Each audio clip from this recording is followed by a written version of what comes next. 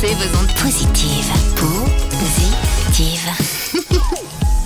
Balancer vos ondes positives, c'est une tribu d'une dizaine de voix, issues de toutes les générations et de tous les milieux.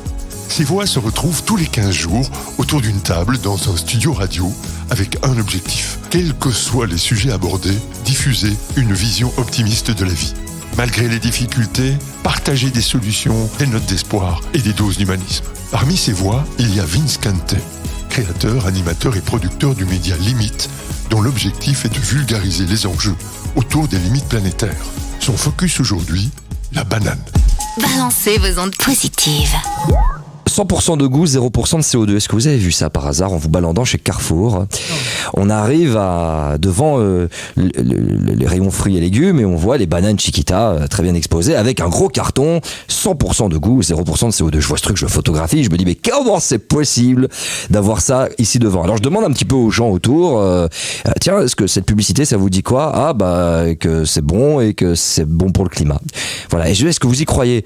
Bah oui, sans doute parce qu'on me le met. Alors je me dis bon, il va falloir que je creuse un petit peu le truc et j'ai commencé un petit peu à en parler à tout le monde. Alors du coup, l'entreprise promet aux consommateurs des bananes véritablement neutres en carbone. C'est flou au possible quand on dit ça, bien entendu. Alors du coup, moi j'ai décidé de creuser en profondeur cette histoire de neutralité en carbone, parce que pour moi, des bananes qui viennent du Costa Rica, faut m'expliquer comment elles font pour être neutres en carbone, bien entendu. Alors déjà, commençons par dire qu'on parle ici de neutralité carbone, donc en CO2. C'est l'un des principaux procédés du greenwashing, il faut le préciser. C'est de ne parler, par exemple, que d'une seule chose.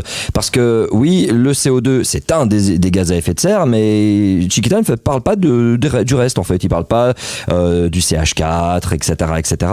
Et le GIEC, pourtant, eux, précisent bien que pour atteindre les objectifs ambitieux, qui sont nécessaires à une limitation du réchauffement climatique à plus 1,5 degré, la réduction de tous les autres gaz hors CO2 bien sûr est tout aussi primordial, puisque le méthane reste moins longtemps, mais qu'est-ce qu'il est relou, lui il retient beaucoup plus la chaleur de la terre comparé au CO2.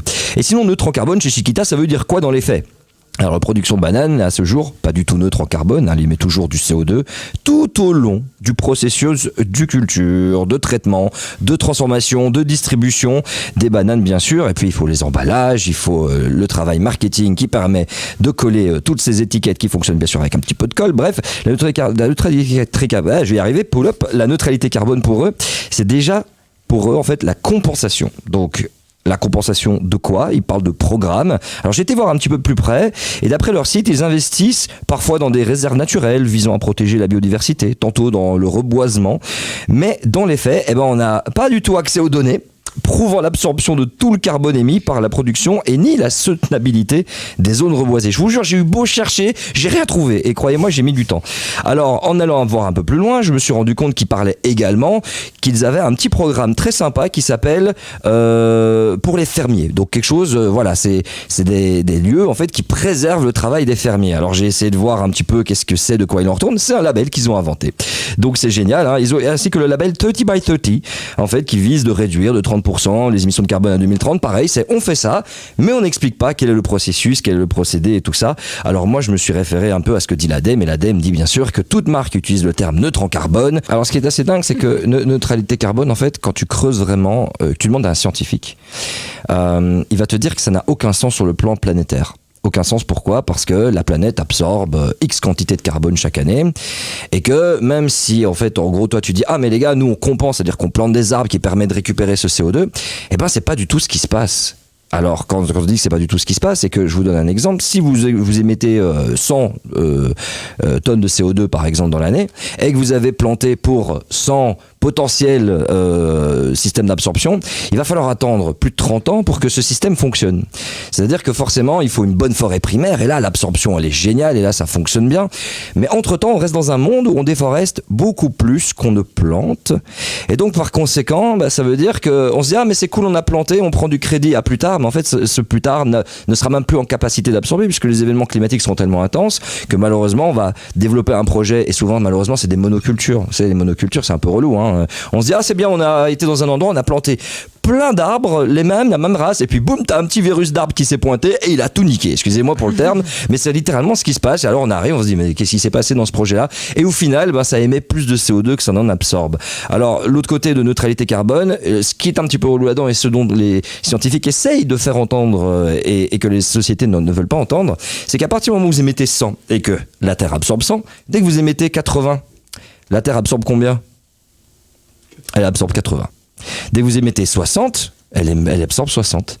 Et en fait, c'est ça un petit peu l'arnaque, c'est pour l'instant, ils se disent, mais c'est bon, à partir du moment où la Terre absorbe pour 100 X quantité par an, si on réduit, elle va continuer à absorber, donc elle va rattraper à crédit ce qu'on est en train de faire. Okay. Ça ne marche pas comme ça. Okay. Ce qui veut dire que si demain, l'humanité émet beaucoup moins d'émissions de gaz à effet de serre, la Terre, naturellement, en absorbera beaucoup moins. Donc la chose qui est à faire simplement, quand on se dit ouais mais bon les bananes Chiquita qu'est-ce que vous faites? C'est très simple, vous n'en achetez plus. Alors on se dit mais la banane... C'est ça le côté positif. Non tu vas voir, le côté positif c'est qu'en fait il est le suivant. La banane depuis très tôt on nous l'a mis dans toutes les papes pour enfants. C'est absolument présent partout. Et quand on se dit mais c'est super bon, on en a vraiment besoin etc. C'est simplement se dire les gars les bananes Chiquita vous êtes bien sympas mais je vais passer à d'autres alternatives. Les fameux fruits de saison, c'est quand même quelque chose dont on entend énormément parler et ça a un impact direct. Et à ce moment-là, peut-être que Chiquita va se dire ok les gars, grosse sueur, on a nos ventes qui sont en train de chuter, il faut arrêter de mentir. Et peut-être qu'à ce moment-là, ils vont véritablement se dire ok les gars, on va vraiment faire un travail de fond. Il y aura moins de bananes disponibles en magasin, mais au moment où on va acheter sa banane, on va se dire on la mérite vraiment et on sait qu'elle sera vraiment positive pour les limites planétaires.